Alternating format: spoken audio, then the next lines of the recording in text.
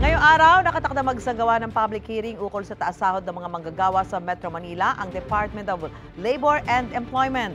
Bahagi yan ng pagtugon ng Regional Tripartite Wages and Productivity Board sa National Capital Region sa utos ni Pangulong Bongbong Marcos noong Mayo na dapat repasuhin ang minimum wage rates ng mga manggagawa sa iba't ibang rehiyon. Malaki na raw kasi ang epekto ng inflation rate sa bansa. Posibleng sa kalagitnaan ng Hulyo magkaroon ng desisyon kaugnay nito ayon kay Labor Secretary Bienvenido Laguesma. Ang kasalukuyang minimum wage ng mga manggagawa sa NCR sa non-agriculture sector ay 610 pesos. 573 pesos naman para sa mga manggagawa sa agriculture sector, service or retail establishments na may hanggang 15 empleyado at manufacturing establishments na may hanggang 9 na empleyado.